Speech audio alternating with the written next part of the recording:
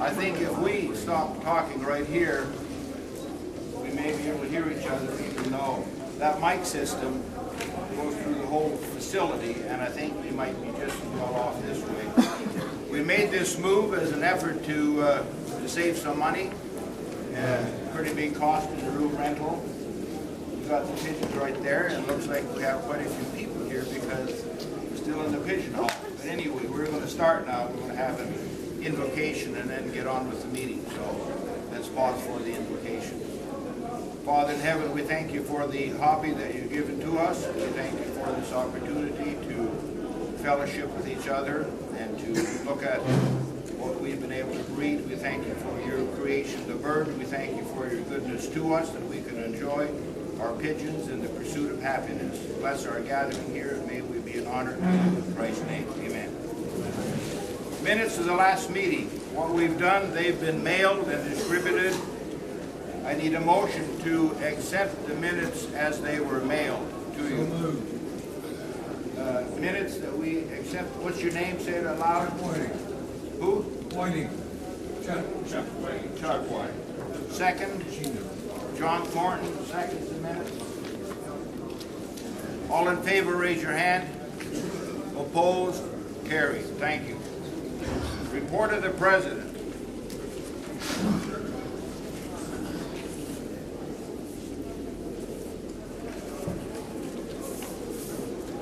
I want to look back just a little bit.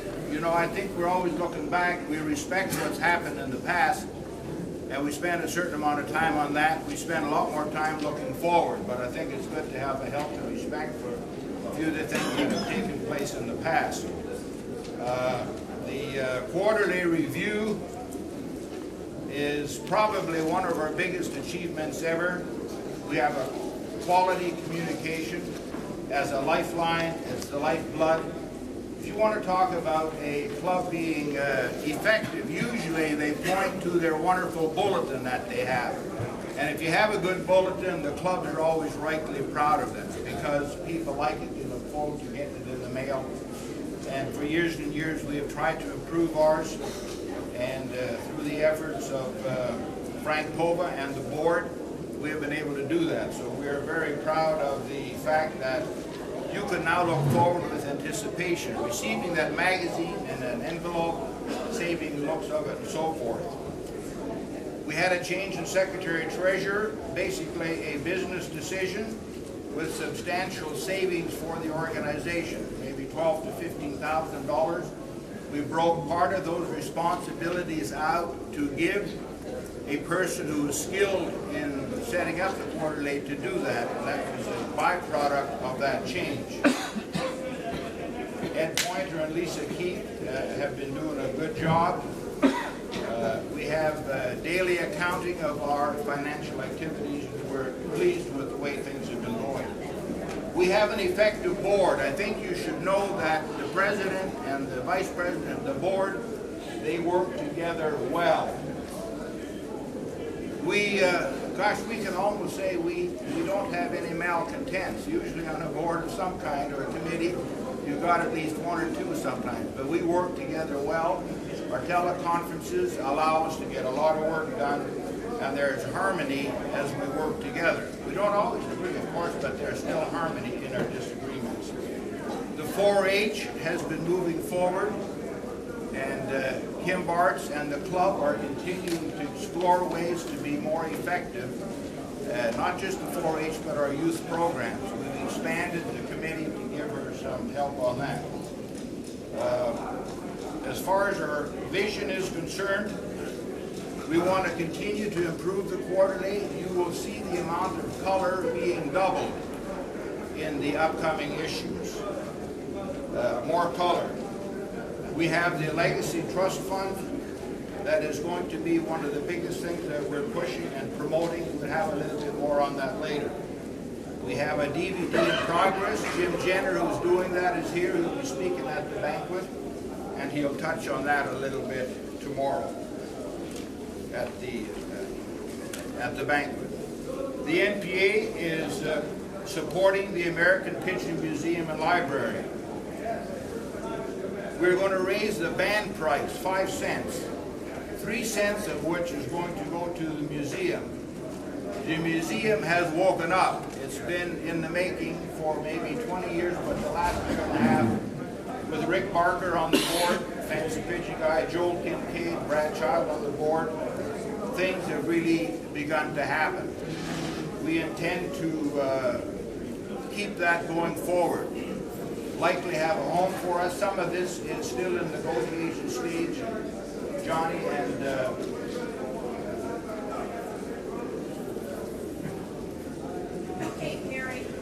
Johnny and Amy will give you some more information on that. I think that it'll give us a home for our historical memorabilia that gets shipped in boxes from secretary to secretary now. I think more credibility will be created in the hobby when we have something good that we can look forward to, point people to the American Pigeon Museum and Library.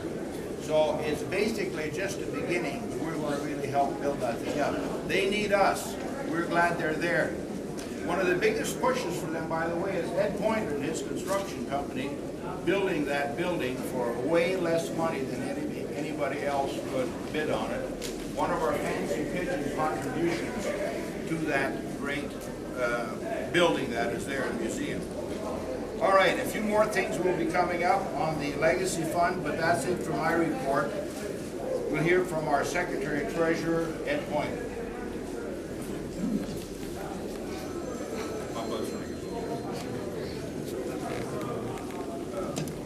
I have copies of all this up here right now. As it stands, the NPA has $36,743. What is owed to us is $32,000, so it brings us up to $69,738. That's what kind of income we're generating right now. But I have it all broke down of what all we've done, what bands we sold, memberships, and all that other kind of stuff. The other thing I want to bring up is that the plastic coated bands. We do have them here. They're available in all the sizes that you want, 7 through 13. I have a limited number of them, so if you want some, you need to get over there pretty quick and get them. But we have more at home if you get home and you think you might want some. But I'll have everything up here, and if you guys, after you got any questions, I'll be happy to answer you. All right.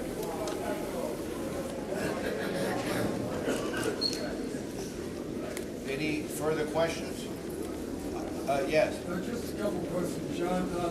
Number one, if those bands go up in nickel, does that mean the plastic coated one will be 55 cents a piece next year? 45. Yeah, everything's going up 5 cents. And then the other question, on the basis of how many bands are sold each year, how much money will we generate for the Pigeon Museum?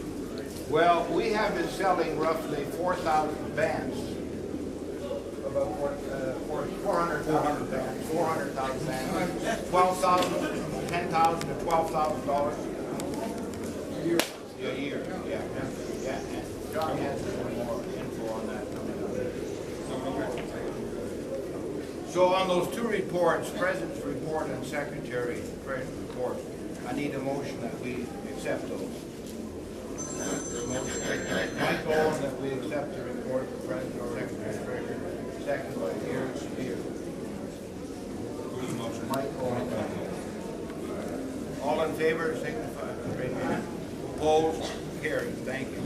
All right, we'll have a series of reports from the Vice Presidents first, and then Directors 1 through 10. So I think you guys know your order. I don't have to jump up and say now 3, 4, 5. So the Vice Presidents and Directors 1 through 10.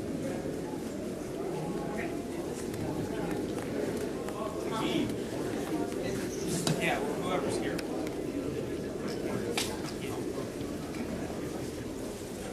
first thing we'd like to do is thank the Florida group who's done a lot of work with this show. And if they were... We'd like to thank the folks that helped put on the show, the fanciers that were from Florida, and anybody else who came in to help. I'd actually like you to stand because you put a lot of work in at the last minute. So if you could stand, we'd like to give you a round of applause.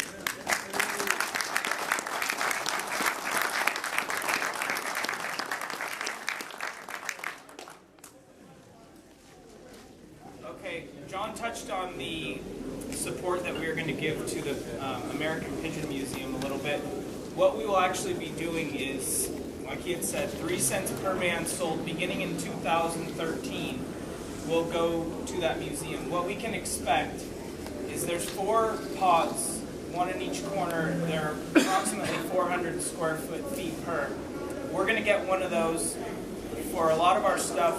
This year when I visited the Secretary's office, we have a lot of old stuff there that's pretty interesting. You know, show catalogs from 1930, stuff like that that just is in boxes and it just gets transferred from secretary to secretary. No one even sees it. It was pretty surprising to see a lot of that stuff.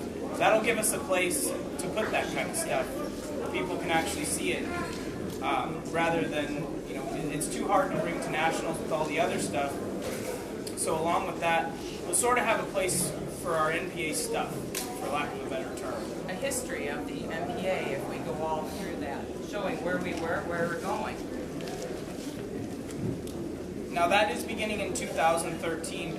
Next year, by June 1st, I believe, we're going to give them a $6,000 donation because by the time this got passed, we had already sold bands for this year, so we couldn't cover our costs, obviously. So we will be giving them a $6,000 donation just to let them know that, you know, we're in, we want to be part of it, so they have our, and then support for that. So we will be doing that in the spring. I believe the museum will be opening sometime this year, February maybe, Joel, from what I've heard. They don't have a firm date yet. They're still finishing up some of the cosmetic stuff around it. They're extremely close, and it's a beautiful facility. I know a few of you have been here, Mike. A few of you guys have been there and seen it, and it's really a nice facility. It's great for pigeons. And fancy pigeons, there's a great opportunity because they are going to have some war memorial stuff in there, and they will have a few other things to deal with racing pigeons. But it's always been a bit of a misnomer that it's a racing pigeon museum and it's just for homers. Well, it won't be, because as we all know, if you're going to have a museum, you just can't have a picture of a lot of blue bar or blue check racing homers on the wall. That starts to look like the same thing. They're going to need fancy pigeons and they're going to need fancy pigeon exposure. So, and also we are the first organization to jump on board as an organization. A lot of racing homer fanciers have obviously gotten them to where they are, but it will be the first major organization to support them as an organization. So I think it'll be, you know, really good for the NPA moving forward, and also the World of Wings. We need each other. Covered everything. That's, Yeah, thanks. sorry, there's more.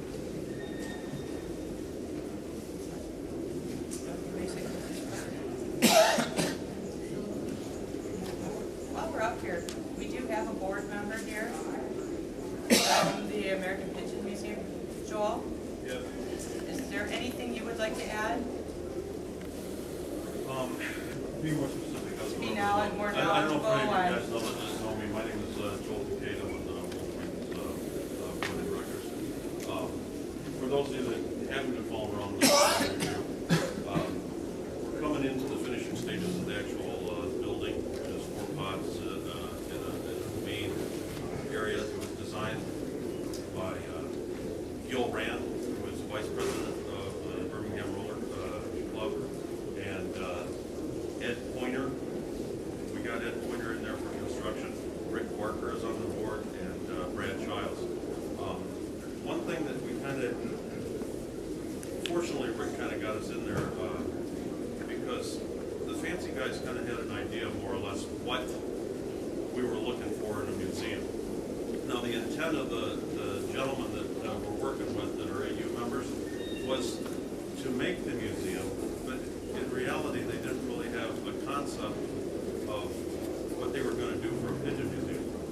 using Solfrank's Museum in Germany as a template, and Rick Marker and Brad also did some slideshows and demonstrated to them about what we actually thought would transpire. Once they kind of got an idea of what was going on, I think they came to the same conclusion as Solfrank did in Germany. It's like, even though a lot of the funding and stuff that had helped to go into the museum was supplied by the Racing Homer community, the Racing Homer community didn't support it in Germany. And the people that actually supported it were the fancy pigeon people from the countries surrounding Germany and from the United States, when people came on in. So we've been trying to, and I think we've been very successful in conveying our message of what a museum for pigeons and their historical significance to man could be, and the influence that could have. One of our latest donations was secured by Don Barker. He's a big AU racer. For some, I don't know, he donated a lot of stuff, so I don't know if we've got an exact total on that donation, but it comes About $90,000. it comes to a little over $90,000. And the thing that sold him, what, you know, as Amy says, I like to talk about pigeons and go on rants, but we had Rick and I had talked about a timeline type concept in the pigeon house, or in the museum as you come in, and starting with Moses. I mean, how much farther back do you got to go? Or Noah, I should say, not Moses, but with the dove finding land for them on Mount Arafat, and then progressing through the centuries with everybody. I mean, Rothschilds, everybody. And he had never conceptualized that before, and that brought him on, and he wanted to be a part of it. This is something that I think the value of this, having discussions with Brad and Rick, to not the NPA, not the AU, not the IF, not the Birmingham Rollers, but the pigeon hobby in general, is a validation to others of why this is important to us. Why is the pigeon hobby and our friendship with these guys significant? And why do we think it's worthy of a museum? And why do we think it's worthy to show that to other people? So, I mean, if anybody has any questions or anything, I feel deeply about this because I met Bonswell in St. Louis when I was like 13 years old, and I've been hearing about this museum for 38 years. They had been collecting money. They had $250,000 in the account, but they didn't break ground until we had 3 NPA members on board. So I mean, we're very proud of this, but it's not us. It's us as a community that's got to make this work and support it. And again, like I said, I think the importance of validating why this activity is important to us, to others, is the biggest benefit this museum could have to our hobby, whether it's the IF, AU, or the NPA, or Birmingham Roller Club. If you have any questions, I'm more than willing to answer later. We have one other thing, and I'm so sorry I missed this. Joe, will you stay and stand up for us, please? We want to thank you especially for driving the great distance with all your cages to make the show possible.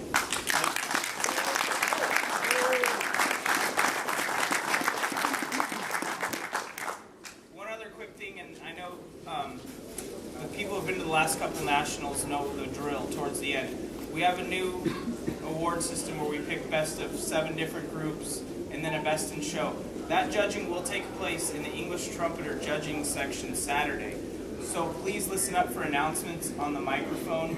We may be calling for a champion of a certain breed in order to get a group judged.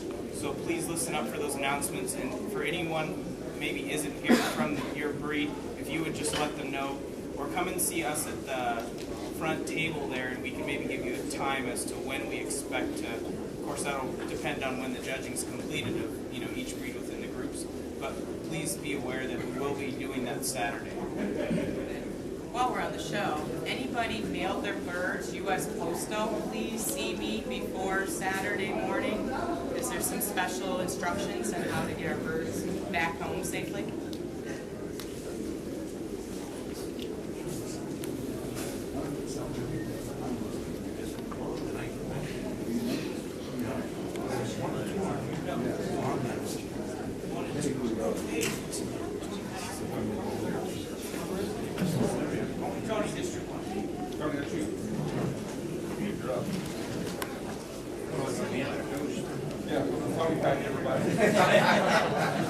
Directors, when you get up here, state your director and your name. Never thought I'd have to talk over pigeon. You can hear me. My name is Tony Patty, District 1. I think that along with some of the other districts, we've done well in the district in terms of membership.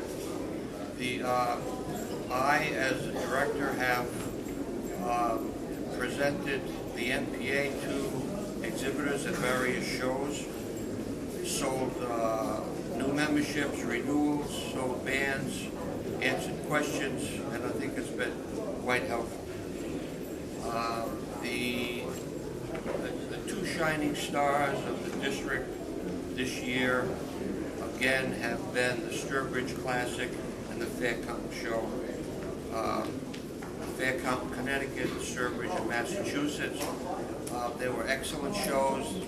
They were down a little in birds, but they had a lot of attendance, and everyone thought they were great shows. So the Little Roadie show was still hanging in there.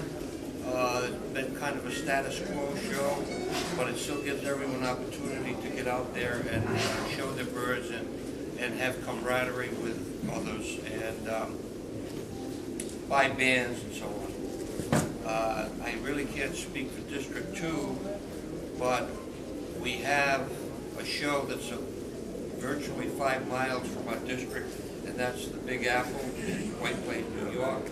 Another great show that gets a lot of support from District 1, and we enjoy going to that show every year. We hope that it will continue every year. We've tried to be available to everyone and anyone who's had any questions or concerns about the NPA, and I will continue to do that. Thank you.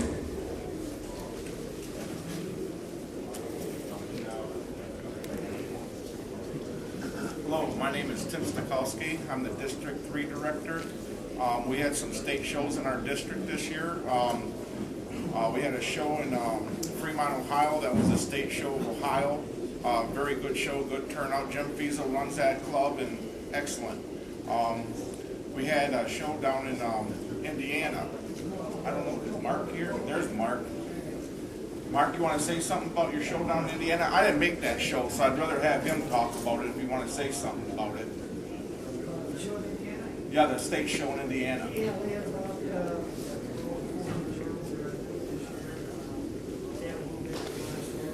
All know we had an election this last year, and I know that I thank all the members that voted. We had a high-level turnout of people that participated and voted. On a personal level, I want to say thank you for allowing me to serve as your president another time with a significant margin. It's encouraging to me because it tells me that together with the board, what we've been able to do, you have approved that and you're giving us a mandate to move forward. So we come to the installation of the officers for this next term. So I'm going to ask all of the officers that are here, the incoming officers, to come up here, and we'll have you stand over here.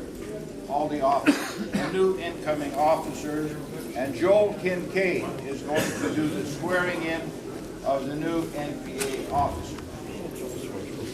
Well, maybe Joel will.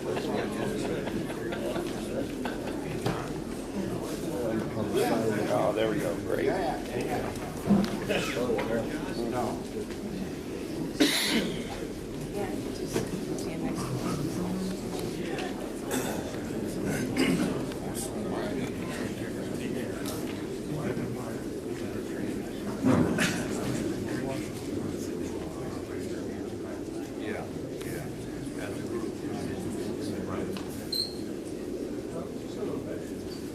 Behind all successful organizations is a common goal or a focused course of action. To assist in maintaining a focus, it is imperative and both beneficial if that organization has a strong leadership. The NPA has an elected board in which its members hope will act in their best interest and the best interest of the hobby. One person can formulate an idea, but it takes a group to implement a plan. Gentlemen, President Hebner has given me a list or an oath, and for this swearing in, I will state a few words, and if you'd please repeat them where appropriate for your name, and then I will continue. I'm sorry. Please raise your right hand. I state your name. I, John F. Caskey, Do solemnly affirm do solemnly affirm to faithfully execute the NPA office the NPA I have been elected to hold, I have been elected to hold, and to the best of my ability, and to the best of my ability, preserve, protect, and defend preserve, protect, and defend the Constitution bylaws of the National Pigeon Association. the Constitution and bylaws of the National Pigeon Association. As a member of the board, As a member of the board, I will be an active participant I will be an active participant in a body that functions effectively as a whole, in a body that functions effectively as a whole, and I promise to exercise due diligence and I promise to exercise due diligence in the performance of my duties in the performance of my duties as described in the NPA Constitution and bylaws, as described in the NPA Constitution and bylaws, as it pertains to the duties of an NPA board member. as it pertains to the duties of an NPA board member. Ladies and gentlemen, I'd like to present your new board of directors.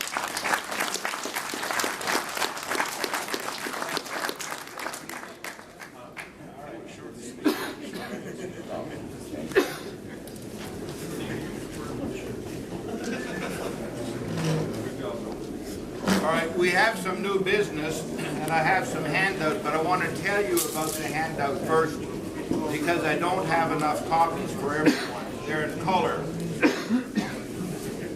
Let me tell you what's happened. With the Legacy Fund Trust, and with some of the new duties of the president, and the different things that are involved with the Secretary-Treasurer, and the performance of the duties of the officers as relate now to the Legacy Fund Trust, which has been accepted, we need to dovetail into the Constitution that new Legacy Fund Trust. The other major thing that we have changed is to catch up with some practice that we've had for about 10 years. And that is as it pertains to the election commissioner and the secretary-treasurer. For 10 years, we have been doing it this way, where the secretary sends out all the ballots. The Constitution really says that the election commissioner is supposed to do that, but he doesn't know who to send them out to, because the secretary-treasurer has the membership list. And so it's been done since as long as I can remember, from the Averys on. They always send them out. Then when the voting takes place, the secretary-treasurer does send the election commissioner a membership roster to know who's a member and who is not. Those things have been just rearranged in the Constitution. The things that the secretary has been doing is now under the secretary's duties. The things that, and you'll be able to see that in changes in color, and the things that the election commissioner has been doing for all these years is now under his duties, instead of mixed between the two of them. And then there's a one-word addition to the purchase of bands. It's band manufacturer / supplier. Another thing that we've been doing for the past 10 years, so that one word is added there. So I have 20 copies. The red is the deletion, the blue is the addition. So I have 20 of these. How best to distribute these among the people that sit in front? Get the The board has seen them, and the board has passed this, so the function of this is for you to look at this, and a majority, if the majority passes this, then this now becomes part of our new constitution. So I'm going to give you all some, the board members don't need them because they've seen these, so. Said before, the pigeon fanciers of the Northwest are going to be welcoming you back next year to Vancouver, Washington. And let's get a couple things straight right now. That's Vancouver, USA. You don't need a passport. Believe it or not, that's actually been a rumor I've had to kill so far. You don't need any papers to come in. We have from the Washington State Department of Health, I guess you could say, we have a 96-hour rule. As long as they come in and go out, they don't care. It's 96 hours. We're not telling them we're having a for sale section. So we will have a for sale section, in case anybody wants to know. Those birds will be checked, at least looked at before they go in. We welcome you if you want to bring birds for sale. But we are going to check it. If you bring in something that's questionable, ill, it's going to be asked you, it will be refused. We're not going to put up with sick birds here. It'll be in the garage, and I should tell you the dates. The show dates are January 17th through the 19th. If everything goes to plan, and I see no reason why not, we will be able to accept birds on Wednesday the 16th, somewhere around 2 p.m. Your host hotel is the Hilton in the Vancouver. That is also the site of the showroom at the convention center. It's in the same building. One of the things that can happen, and you're going to have to contact us. Say you're driving, and primarily this would affect the guys from Southern California, or I guess it could be Colorado or somewhere else. So let's say that you're going to be there, and you say, the soonest I can be there is 2 in the morning, and you don't want to leave your birds in the carriers all night. We can understand that. If we know, we can have somebody there and open up the showroom for you to put your birds in. Now, we're not going to let you go around, walking around everywhere. Oh, this is neat, or prep them, get the birds in so they can get food and water, and then we're done. Our overflow facility is the Red Lion at the Key, and Key is spelled Q-U-E-Y. All the prices are the same. Your standard room is $90 plus tax, and free parking. That's just a host hotel? Yes, free parking. As long as you stay at the host hotel, free parking. $90 a night? Yes. The Key is free parking no matter what. We will be running a shuttle. The Red Lion at the Key is running a shuttle. They will drop you off at the showroom and their hotel. We also will have a couple fill-ins. If you let us know, odd hours or something, we will do the best we can. And that's pretty much all we can do on that. The car rental rate is not bad, and since it is free parking, you may want to consider a set of wheels. It will expand your restaurant availability. The food is in the area, it's walkable, but that brings us to weather. And as much as I can't get around it, it's going to be wet and damp. Matter of fact, if anybody wants to take a bet on that, since you're there for 3 days, I'll take a piece of that action. If they want to bet it's going to be 3 clear days in January. Is that Martin Luther King weekend? Yeah, the Monday, yeah. If it is, it's St. Lancaster. Same conflict. Well, can't help that. And since we're in Vancouver, and I don't see a conflict. What airport do we fly in? Portland, And how far is that? not even that. As long as you don't get there in rush hour, 15 minutes.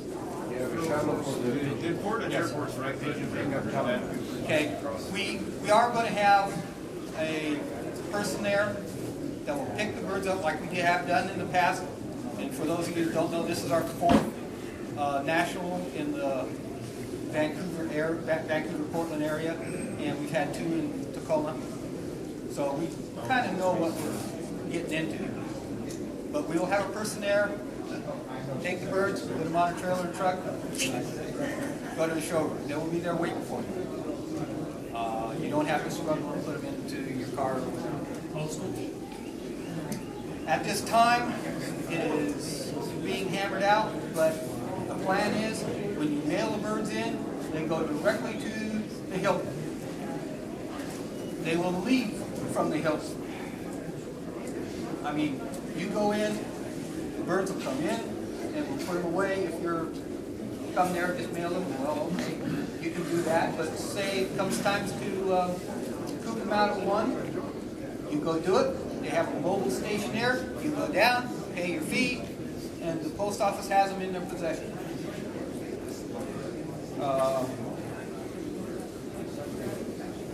We will be having some tours, and at this time, the tour committee is considering 3 tours. I told them only 2, so they're picking right now. I can tell you what the options are. If you think you want one more than the other, let me know, and I'll let them know. They're going to have a, one of the options is going down to Spirit Mountain Casino, real nice one. Possible stop at the Evergreen Aviation Museum. That's where the Spruce Goose is. They got a really nice display. A shopping tour. For those of you that don't know, Oregon, right next door, doesn't have any sales tax. So watch it, guys. Don't let the wives out with the credit cards. They'll back them out easy. And the other one is the Columbia River Gorge. If it's a decent day, it's beautiful. If it's not, you're not going to see much. It's going to be fogged in. I will be the show superintendent. My number 2 man is sitting right there, Dennis Manning.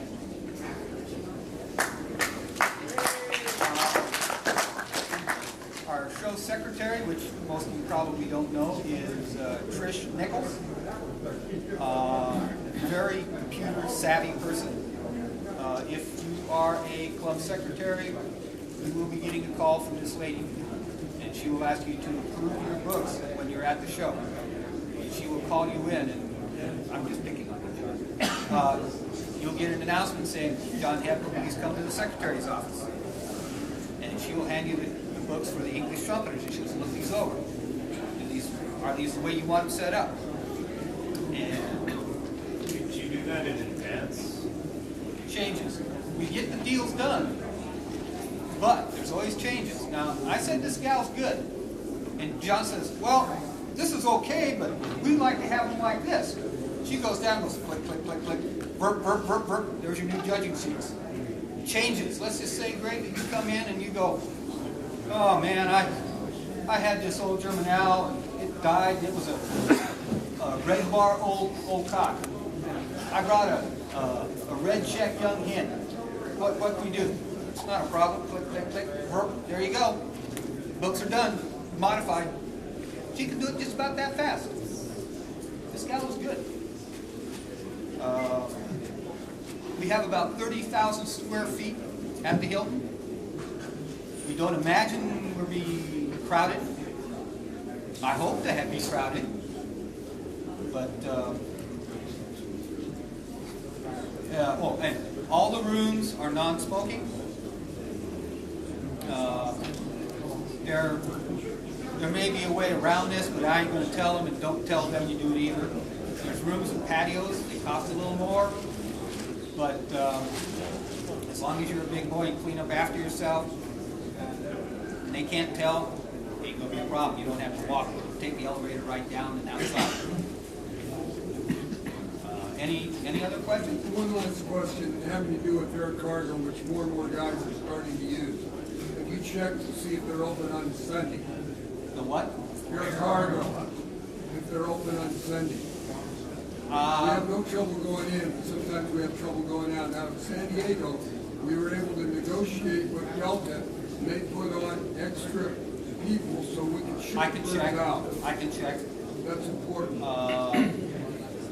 We have not approached them, but we can do that. That's not a problem. Anything else? Any other questions? I am around the show. You can hit me or Dennis. You got the answers. Low, or lower than this. Yes, I've already told them that they're going to have to change the filters. I told them at least once during the show. They're also going to set the temperature at 68. I know that might be a little chilly for us, but hey, we ain't here for us, we're here for birds. And birds will do better at that temperature, they won't fall apart. I would suggest though you do bring an umbrella if you plan on walking around. You're going to need it. I don't recall it being that bad. I've been there twice. I never had a hard time with it. Actually, I'm betting on a high. In that time of year, our temperature ranges from a low of, say, 40 and a high of 43. It's pretty much just that. Not much, and it's could be quiet. Yeah. All right, thank you. I need a motion to adjourn. By Greg Pola makes the motion, second by Mike Owen to adjourn. All in favor, say aye. Aye. Opposed, carried. Thanks a lot for coming out. Nice crowd.